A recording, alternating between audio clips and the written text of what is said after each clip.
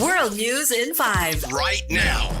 News and developments making headlines around the world in 5 minutes. World News in 5. Here on Radyo Pilipinas World Service.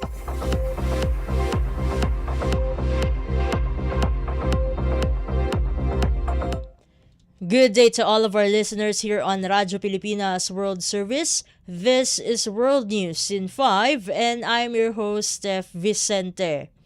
United States Vice President J.D. Vance says they are considering a plan to unfreeze Iranian assets under strict conditions that would give Washington control over how the money is spent. The CNN reports U.S. Vice President Vance explained that the proposal developed by Jared Kushner would require Iran to use the funds to purchase American agricultural products.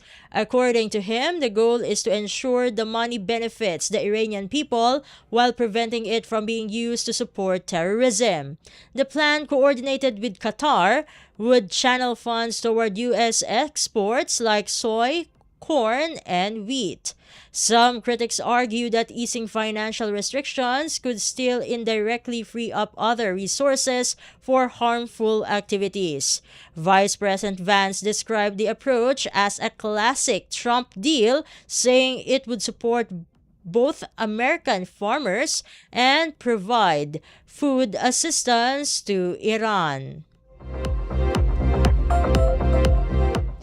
In other news overseas, United States Vice President J.D. Vance says President Donald Trump's strong remarks did not derail ongoing negotiations with Iran over the weekend. Speaking from Switzerland after hours of talks, the CNN reports U.S. Vice President Vance said the discussions continued despite brief tensions. U.S. President Trump had warned of possible renewed attacks and issued sharp comments toward Iran's leadership during the negotiations. Vice President Vance acknowledged there was some disruption but described it as minor, saying both sides still made significant progress. He added that U.S. officials made it clear to Iran that the president would respond to any provocative statements.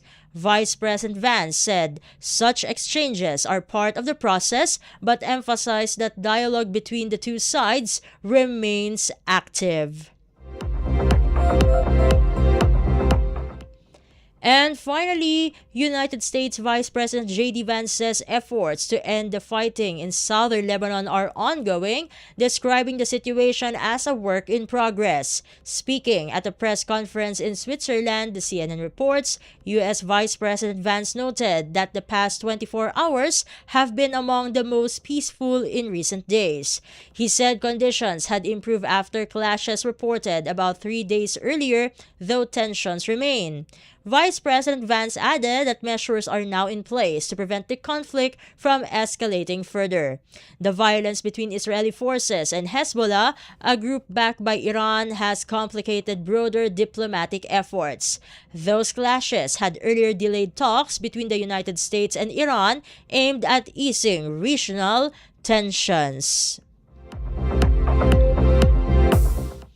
And that concludes today's edition of World News in 5. For Radyo Pilipinas World Service, this has been Steph Vicente.